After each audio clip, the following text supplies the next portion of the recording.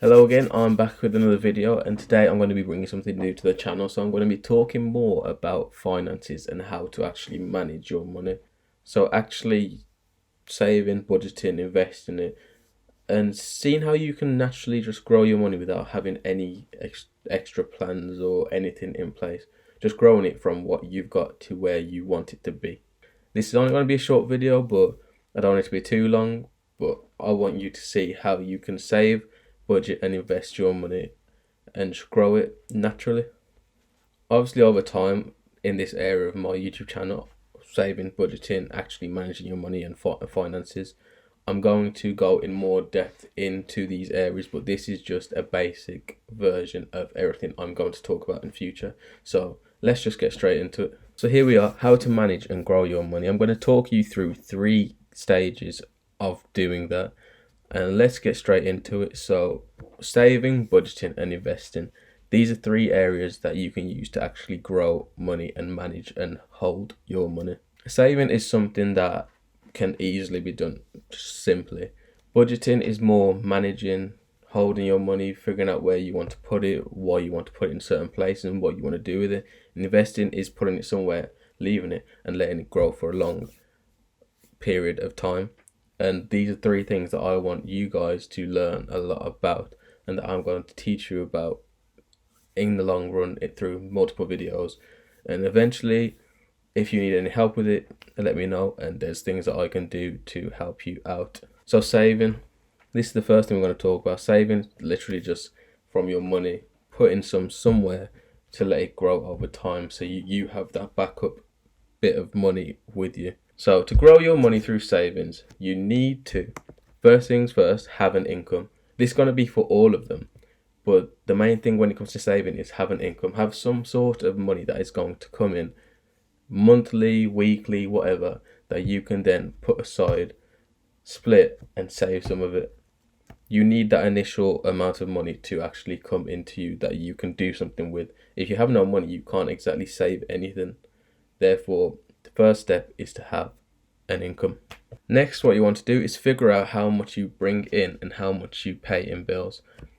Key thing is you need to know where your money is going.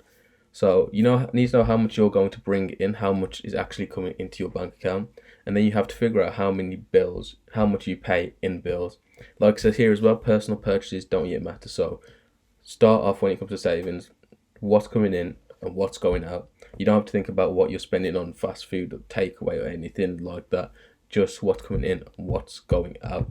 Those are the first things you need to be able to do. Next, you need to find a percentage that you can take from your earnings.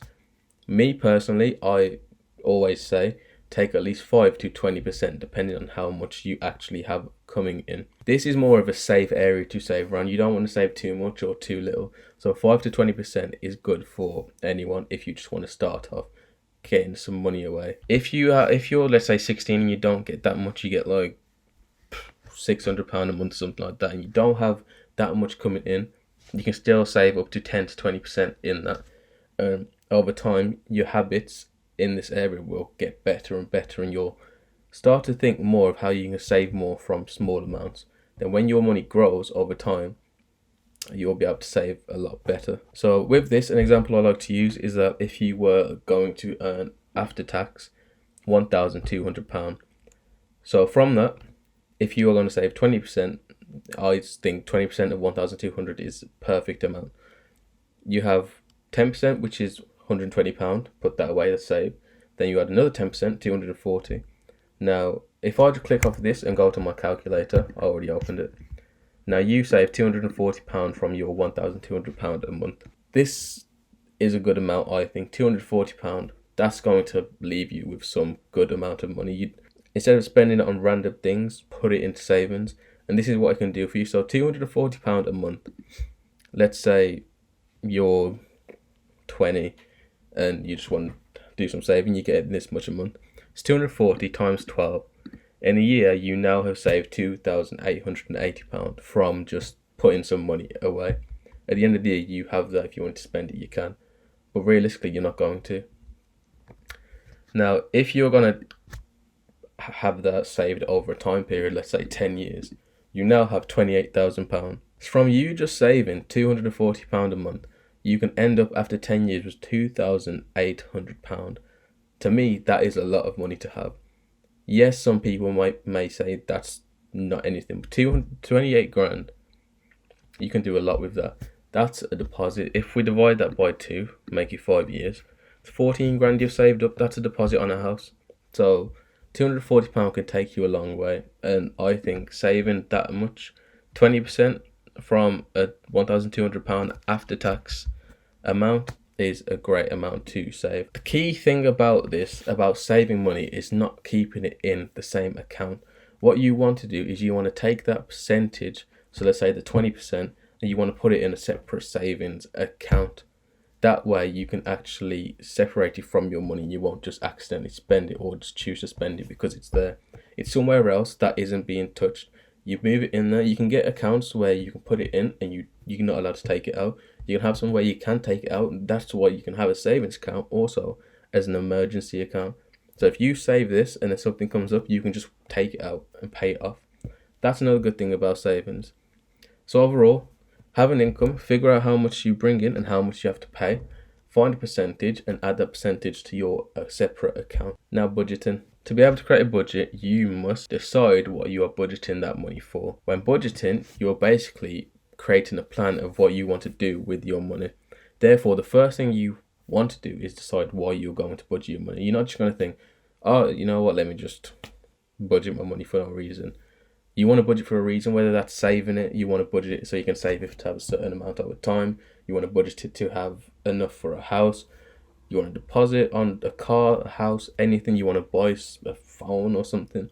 You want to figure out why you want to budget your money. From that, you want to find out your income and expenses monthly. I usually say over a 3-month period because you then get to see how much you're actually spending, how much is coming in, how much is going out, and what you're spending it on. So you'll be able to see what monthly payments go out, what monthly sources come in, and then what you spend money on. From this, you can then decide what you're going to do with your money. Like I said, over the 3-month period, that's really useful, and that's what I will use in future to help people out, looking at 3-month periods and figuring everything out from that. Then when you've checked that out, you want to separate your savings, bills, and personal purchases. So what you tend to save, let's say you save a certain amount each month, then what your bills go towards, how much bills you pay that are recurring like each month, and then your personal purchases, what you spend money on, whether it be fast food, taxis, things like that. And from that, you now have figured out what areas you are spending money, saving money. So you have your savings, you have your bills that you know are always going to come out, and then personal purchases. Personal purchases are the biggest, most important one. You'll see how much you are spending that doesn't have to come out of your account. Let's say you have a game console that you don't use, and you're paying £10 a month for online. You can then cancel that because you're not using it, and then you have extra savings, or that can go towards the budget, towards whatever you're saving. Therefore, the personal purchases, you can figure out what is going out that doesn't need to go out. That's why you can have your savings, but when you're budgeting, just have a look in your personal purchases that don't need to be spent, and you can look at your bills. Like I said, if you're paying for a Netflix account that you don't need to use, you can just cancel that bill. Then you've got that extra £10. Now take that away from the other bill being the Xbox membership or something. That's £20 that you can put into your budget. Then your personal purchases, I refer to the Xbox thing as personal. It's not really, it's a bill. Personal purchases, let's say you spend £100 a month on takeaway food.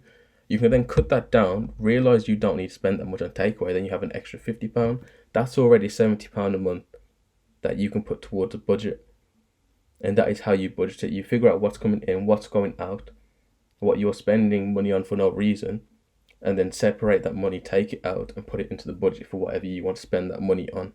And the last one being set yourself a spending limit. If you look over a 3-month period and you realise you're spending like £600 a month, find a way to cut that down to spending only £300 a month, because that way each month you're saving an extra £300. Just set yourself a limit, and once you pass that limit, try not to go over. If anything, give yourself a short overdraft of about £100.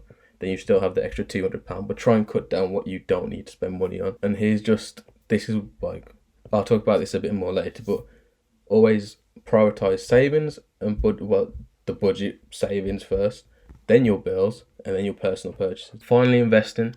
So start investing. I've spoken about this on my channel before, but start investing, you should dedicate a percentage of your income to your investments. Once again, 5 to 20%. If you want to invest your money, figure out an amount that you're getting in and put that into something where you are investing it to grow. So instead of just having a savings account where you put into savings, put it into something, what is that, like the stock market, which is actually going to grow over time. So if you're keeping it for how many years, over time you can just put a certain amount monthly, a certain percentage monthly, let's say it's 5%, and then it's going to compound interest and it's going to keep going up. The more you put in, then return on that, the more then you put that in, then return on that, and it's going to keep growing up and up. So finding a percentage, once again, is key when investing. Now invest into the stock market. Based on this, I'd say specifically ETFs. You don't want to be, if you are just basically wanting to invest just because you want to get ETFs, you don't want to do all the research, you don't want to do all the hands-on things, you can just invest in ETFs. Get around 7 to 11% annually return every year, and that way you can then grow that money instead of just having it sit in an account. So ETFs are the biggest. ETFs, index funds, are the best way to invest for someone who just wants to passively invest. And finally, hold them for 10 to 15 years plus, 20 years, 25, 27. I'm holding my stocks for about 27 until I'm 30. So you want to hold these investments for a very long time. You don't want to just have it for like 5 years and then just take it out, because it's not going to have grown that much. You need to keep it for many years for it to actually grow and actually work for you. But that's the most important thing, holding it for a very long time where it can actually do something. Dedicate a percentage, invest in ETFs, and hold for multiple years. That's all I can really say about that. In other videos, I'm going to talk about it more, but that's all I'm going to say around that topic. Now, this is my philosophy. This is the final thing I'm going to talk about. When you are managing your money and wanting to grow your money, you want to have a certain order that you do everything.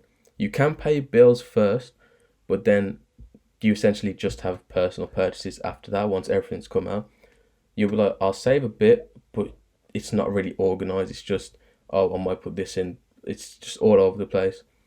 Whereas if you have an organized way of putting your money into something, then you will have better management.